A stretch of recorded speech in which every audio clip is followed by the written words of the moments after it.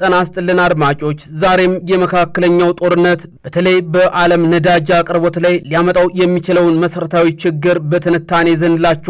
አብራችሁን ዝለቁ። የመካከለኛው ጦርነት በተለይም በመካከለኛው ምስራቅ የሚነሱ ግጭቶች በዓለም የነዳጅ አቅርቦትና በኢኮኖሚ ላይ የሚያሳድሩትን ተጽዕኖ የሚዳስስ ትንታኔው ዝግጅት ልናቀርብላችሁ ወድናል። አብራችሁን ቆዩ። የነዳጅ መስመሮች ስጋት፣ የመካከለኛው ምስራቅ ግጭትና የዓለም የኃይል ቀውስ። ዓለም ዛሬም ቢሆን ለኢንዱስትሪዎቿ ለትራንስፖርትና ለቴክኖሎጂ እድገቷ የነዳጅ ጥገኝነቷን ሙሉ በሙሉ አላስወገደችም። በዚህም ምክንያት የመካከለኛው ምስራቅ ቀጠና በሚታወክበት እያንዳንዱ ቅጽበት የዓለም ኢኮኖሚ የደም ስር እንደተበጠሰም ይቆጠራል። በመካከለኛው ምስራቅ የሚነሳ ማንኛውም መጠነ ሰፊ ጦርነት በነዳጅ አቅርቦት ላይ ሊያመጣ የሚችለውን መሰረታዊ ችግርም መዳሰስ ይቻላል። የመጀመሪያው የስትራቴጂካዊ የባህር በሮች መዘጋት ሲሆን መካከለኛው ምስራቅ የዓለምን ከፍተኛ የነዳጅ መጠን የሚያጓጉዙ ጠባብና ስልታዊ የባህር መንገዶች መገኛ በመሆኑ ነው። የሆርሙዝ ወሽመጥ አንዱ ሲሆን ይህ በዓለም ላይ እጅግ ወሳኙ የነዳጅ ማስተላለፊያ መስመር ነው። በቀን ከ20 ሚሊዮን በርሜል በላይ ነዳጅ በዚህ ጠባብ መስመርም ያልፋል። ጦርነት ከተነሳና ይህ መስመር ከተዘጋ የዓለም የነዳጅ አቅርቦት በድንገት በ20% ገዳማ ይቀንሳል። ይህም በታሪክ ታይቶ የማይታወቅ የዋጋ ጭማሬ ያስከትላል ማለት ነው። የባቢል መንደብ ወሽመጥ አንዱ ሲሆን በቀይ ባህር መግቢያ ላይ የሚገኘው ይህ መስመር ጥቃት ከተሰነዘረበት ወደ አውሮፓና አሜሪካ የሚሄደው የነዳጅ ታንከር ጉዞ ይስተጓጎላል ማለት ነው። ሌላው በዚሁ በመካከለኛው ምስራቅ የሚነሳ ማንኛውም መጠነ ሰፊ ጦርነት ለዚሁ ለነዳጅ ዘርፉ አቅርቦት ከፍተኛ ችግር እንደሚያመጣ ሁሉ የሚታመንበት ሲሆን ከዚህ ባለፈ የነዳጅ ማምረቻ ተቋማት ላይ የሚሰነዘር ጥቃትም ሌላው መሰረታዊ ጉዳይ ነው። በመካከለኛው ምስራቅ የሚገኙት እንደ ሳውዲ አረቢያ፣ ኢራን፣ ኢራቅና የተባበሩት አረብ ኤሚሬትስ ያሉ ሀገራት የዓለም የነዳጅ ማከማቻዎች ናቸው። መሰረተ ልማታቸውና የምርት መቋረጥም ከዚሁ ጋር ተያያዥነት አለው ማለት ይቻላል። በተለይም ጦርነት በሚኖርበት ጊዜ የነዳጅ ጉድጓዶች፣ ማጣሪያዎችና ማከማቻዎች ዋነኛ የጥቃት ኢላማም ይሆናሉ። በ2019 በሳውዲ አረቢያ አራምኮ ላይ የደረሰው ጥቃት የዓለምን የነዳጅ ምርት ለተወሰነ ጊዜ በ5% ቀንሶት እንደነበርም የሚታወቅ ነው። ይህ በመሰረተ ልማቶች የሚመጣው መሰረታዊ ችግር ነው። ሌላው የምርት መቋረጥ ሲሆን ጦርነት ባለበት ቀጠና ውስጥ የነዳጅ ኩባንያዎች ሰራተኞቻቸውን ስለሚያስወጡ ምርት ሙሉ በሙሉ ሊቆም እንደሚችልም መረጃዎች ያሳያሉ።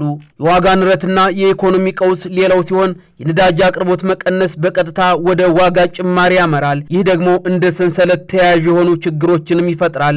የመጓጓዣ ዋጋ፣ የምግብ ዋጋ፣ የአክሲዮን ገበያ መናጋትና የመሳሰሉትን በማሳያነት ማንሳት ይቻላል። በተለይም ነዳጅ ሲወደድ የአውሮፕላን የመርከብና የየብስ ትራንስፖርት ዋጋ ይጨምራል። ለምግብ ምርትና ስርጭት ነዳጅ አስፈላጊ በመሆኑ የነዳጅ ቀውስ በቀጥታ የረሃብና የኑሮ ውድነት ስጋትም ይዞ ይመጣል። ከዚህ ባለፈም በዓለም ዙሪያ ያሉ የኢኮኖሚ ማዕከላት የነዳጅ ዋጋን ተከትለው ይናጋሉ። ይህም የኢንቨስትመንት ፍሰትንም ያቀዘቅዘዋል ማለት ነው። ይህ የአክሲዮን ገበያ መናጋት ልንለው እንችላለን። የሆርሙዝ ወሽመጥ የዓለም የነዳጅ ጉሮሮ ነው። ይህ ጠባብ የባህር መስመር በፋርስ ባህረ ሰላጤና በኦማን ባህረ ሰላጤ መካከል የሚገኝ ሲሆን በዓለም ላይ ካለው የባህር ላይ የነዳጅ ንግድ ውስጥም ከሲሶ ወይም ከ1/3 በላይ የሚስተናገድበት ቦታ ነው ማለት ይቻላል። ስትራቴጂካዊ ጠቀሜታውን ስንመለከት በየቀኑ በአማካይ ከ20 እስከ 21 ሚሊዮን በርሜል ነዳጅ በዚህ ወሽመጥም ያልፋል። ይህ ደግሞ ከዓለም አጠቃላይ የነዳጅ ፍላጎት 20% ገዳማ ማለት ነው። የጂኦፖለቲካ ስጋቱን በሚመለከትም ወሽመጡ በአንድ በኩል በኢራን በሌላ በኩል ደግሞ በኦማንና በተባበሩት አረብ ኤሚሬትስ የተከበበም ጭምር ነው። በመሆኑም በኢራንና በምዕራባውያን በተለይም ደግሞ አሜሪካ መካከል ውጥረት በሚፈጠርበት ጊዜ ኢራን ወሽመጡን ዘጋለሁ የሚል ማስፈራሪያ ደጋግማ ትሰጥም ነበር። ዛሬም በተመሳሳይ ዘግተዋለች። የቅርብ ጊዜ ሁኔታዎች እንደሚያመላክቱም በአካባቢው የሚታዩ የድሮን ጥቃቶች፣ የመርከቦች መታገትና ወቅታዊ ልምምዶች የኢንሹራንስ ዋጋን በመጨመር በነዳጅ ዋጋ ላይ ተጽዕኖ ሲያሳድሩ እንደቆዩም መረጃዎች ያሳያሉ። የነዳጅ ዋጋ መዋዠቅ መንስኤዎችና ወቅታዊ ሁኔታዎችን ስንመለከት በተለይ ደግሞ አሁን ላይም ሳይሆን ቀደም ባሉ ወራቶችም ጭምር ይህ መሰረታዊ ችግርም ተፈጥሮ ነበር። የነዳጅ ዋጋ እንደ መስቀል ወፍ የሚዋዥቅባቸው ዋና ዋና ምክንያቶችም አሉ። የኦፔክ ፕላስ ውሳኔዎች የመጀመሪያዎቹ ሲሆኑ ሳዑዲ አረቢያና ሩሲያን ያካተተው የኦፔክ ፕላስ ጥምረት የነዳጅ ዋጋ እንዳይቀንስ በማሰብ የምርት መጠንን ለመቀነስ የሚወስኑት ውሳኔ ዋጋው እንዲጨምርም ያደርገዋል።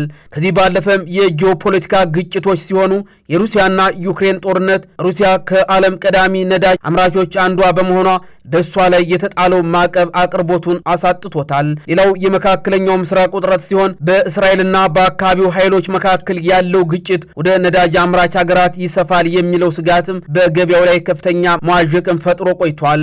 ቻይና ኢኮኖሚ ማገገም ቻይና የዓለም ትልቁ ነዳጅ አስመጭ በመሆኗ የእሷ ኢንዱስትሪዎች ሲነቃቁ የነዳጅ ፍላጎትና ዋጋ አብሮም ይጨምራል። ይህ መሆኑ ታዲያ የነዳጅ ዋጋ በዓለም ገበያ ላይ በየቀኑ የሚቀያየር ሲሆን በአሁኑ ወቅትም በአማካይ አንድ በርሜል ድፍድፍ ነዳጅ ዘይት $90 እስከ 100 ባለው ክልል ውስጥ የሚገኝ ስለመሆኑም መረጃዎች ይገኛሉ።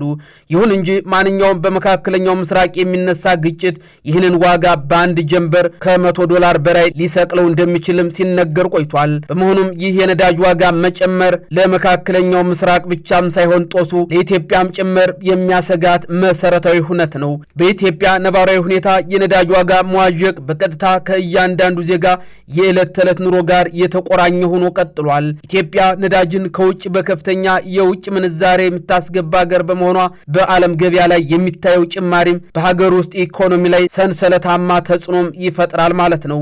በአጠቃላይ የመካከለኛው ምስራቅ ጦርነት በዚያ ቀጠና ብቻ የሚወሰን ሳይሆን የሩቅ አገር ገበሬዎችንና የከተማ ነዋሪዎችን ኬስ የሚነካ ዓለም አቀፍ አደጋ ጭምር ነው። የነዳጅ አቅርቦት መስተጓጎል የዓለምን ሰላምና ጸጥታ አደጋ ላይ የሚጥል በመሆኑ ቀጠናዊ ግጭቶችን በውይይት መፍታት ለዓለም ኢኮኖሚ ህልውናው ወሳኝ ነው።